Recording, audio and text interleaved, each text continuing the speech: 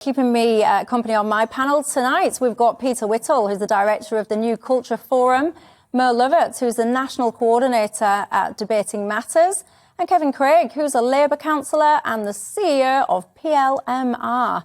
And you know the drill on Dewbs Co by now. It's not just about us here and our thoughts. I like to know what's on your mind at home as well. So you can get in touch with me on email, gbviews@gbnews.uk, or you can tweet me at Michelle Dewbs or at GBNews. Now, our top story, the Prime Minister, Boris Johnson, said this afternoon that all remaining COVID restrictions in England, including the legal rule to self-isolate, could end later this month. Now, under the current rules, anyone who tests positive must self-isolate for at least 5 days. Of course, though, if you're unvaccinated and you come in contact with anyone who's tested positive, then it's 10 days. That doesn't make sense to me either. Nonetheless, the current restrictions are due to expire currently on the 24th of March. And Boris Johnson has told MPs that he's expecting that these rules will end early as long as cases continue to fall. Gotta say, I think this is marvellous news. But what do you think at home? And Peter, what's your thoughts? Well, like you, I think it's marvellous news. Not a moment too soon, Michelle. We're not the first, actually, to do this. The Netherlands, I believe, and Denmark stopped all restrictions about a week ago. And I think we've got to, as much as possible, start to put this terrible 2 years behind us. I think the fact that they're coming off early, I think is a great thing. And yes, it's good news. It's good news. Who can not think it's good news? Well, I suspect that some of you at home might not think it's good news. I know I actually saw a very powerful tweet from a lady who said, you know, everyone's celebrating this is good news, but I've got a 9-year-old disabled daughter and I'm terrified that this might put her at risk. So whilst I do indeed think it's great, I also appreciate that there's lots of people that perhaps might be a little bit nervous about this. Kevin? Yeah, I think you're right, Michelle. It's, and as has just been said, it's great news.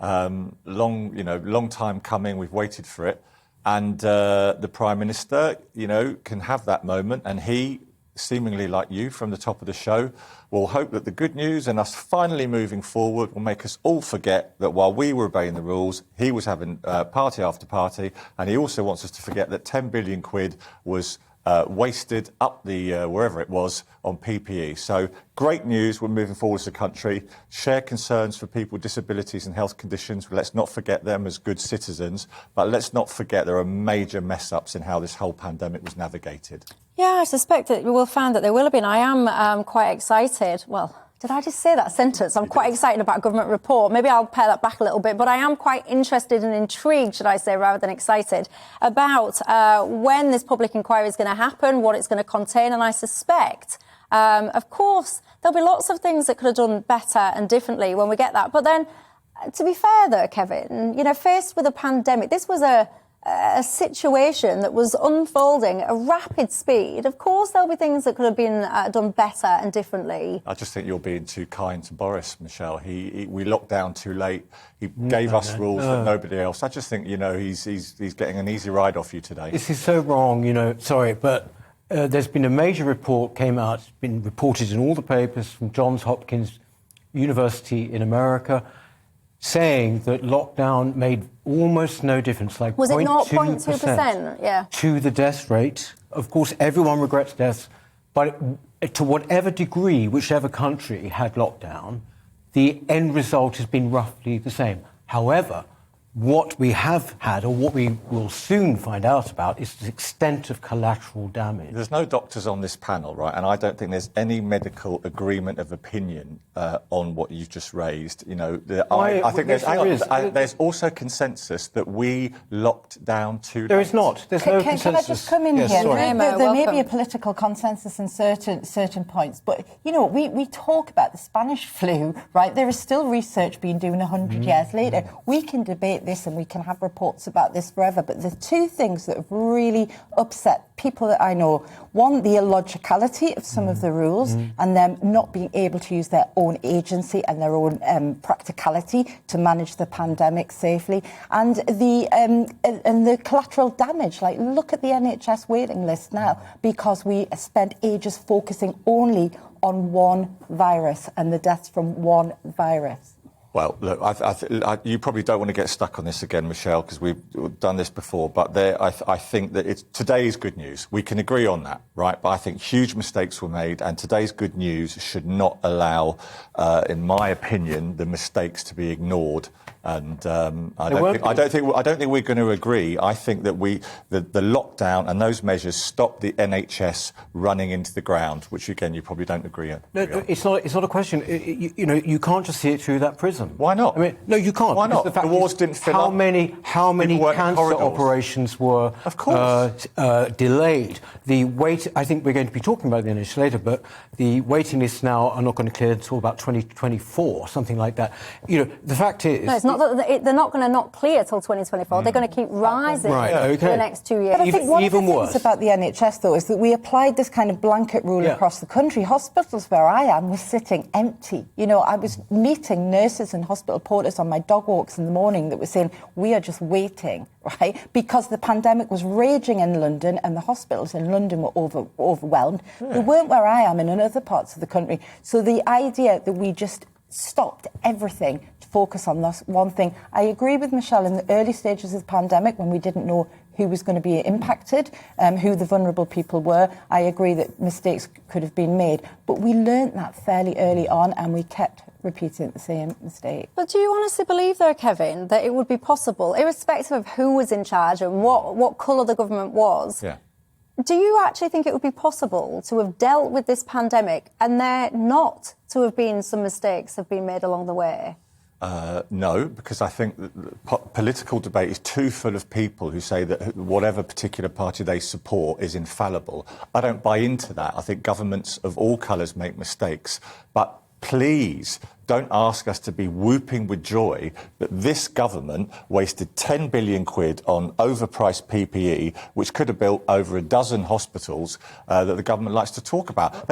This Prime Minister doesn't pay attention to the detail on almost anything until his back's against the wall and his job's at risk, in my humble opinion. PPE was brought in by Labour, you might originally remember. It was actually a Labour thing. Yeah, but not these contracts. Yes, Matt Hancock's mate down the pub who used to... We're out about two different things. I think one of you is on about PFI and one of you is on about PPE. Yeah, he is. I don't know why he's brought that up. Okay, relevant. I mean, the thing is that the fact is I don't have any allegiance to any particular party. I mean, I'm certainly not a fan of Boris or whatever. But the idea that this was... What we can't let happen is this kind of narrative that somehow if we had... lockdown sooner than that, basically things would have been much, much better. Absolutely not. I think that the damage that has been done through lockdown is immense. All right. And I think there will be a reckoning. Don't you think that we can agree, though, or do you disagree, that had we locked down earlier, fewer people would have died in this country? Do you disagree with that? No, it's not... Do you disagree with that? Yes, I do, actually. OK. Yeah. Right. No, because that is not a self-fulfilling thing, the argument you're putting there. It's a non-sequitur, you've said.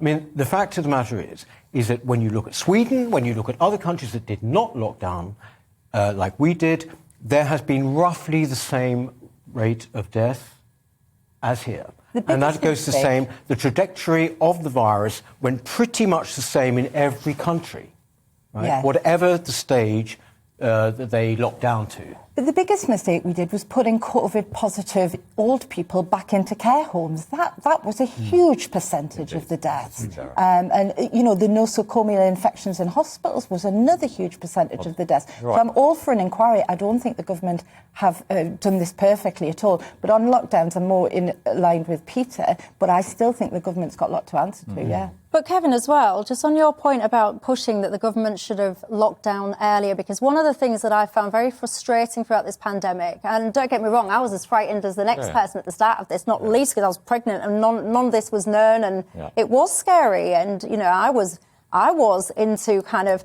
staying at home and I wanted other people to stay at home and all the rest of it. But one of my frustrations was so much of the media in all of these press conferences, which we'll all remember, these daily press conferences, it was always, why didn't you lock down sooner? Why aren't you locking down harder? Why aren't you locking down faster? Even now, when all of the things that we know about COVID and the emergence of Omicron, we were having the press conferences, and when he was talking about lifting restrictions, the journalists were still saying, well, how do you know it's safe? Why should we come out of lockdowns?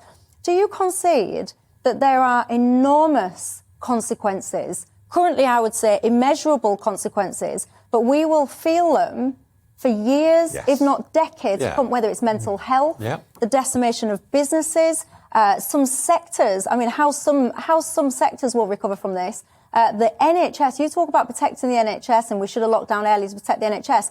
These lockdowns and the focus on COVID only have brought the NHS to its knees. Well, I concede a lot of what you said, but I am just making the point that I don't believe in the early stages and decisions on PPE procurement, the government got it right.